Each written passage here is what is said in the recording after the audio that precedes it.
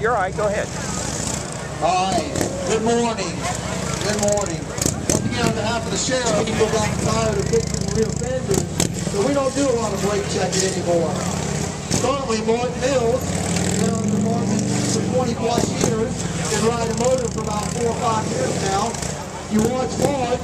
Mark's looking at me right now. He's not looking down. He's looking where he wants to go.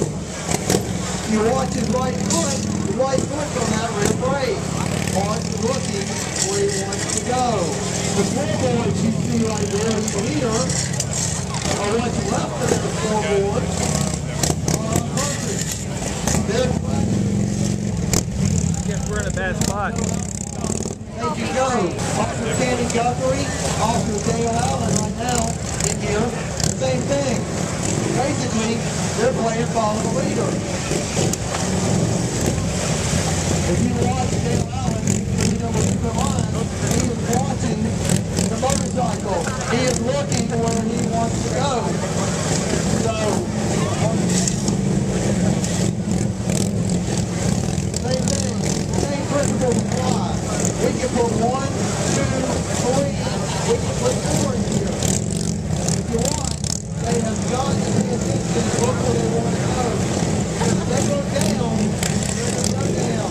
If they look right, they're going to go right. So,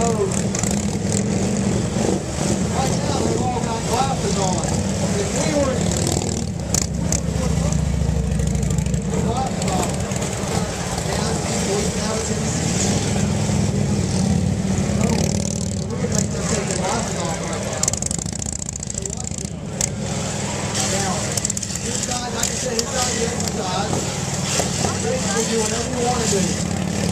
Now, Officer Mark Mills is going to do a little side saddle for you. He can play around a little bit. Okay. Now, we do not be stood in a big motor school.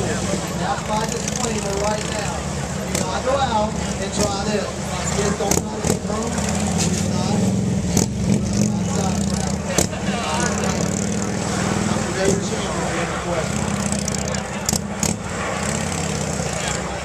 But what he's doing is basically comes from years and years of experience. When we sign up for the motor class, these guys go through a 120-hour motor school. 120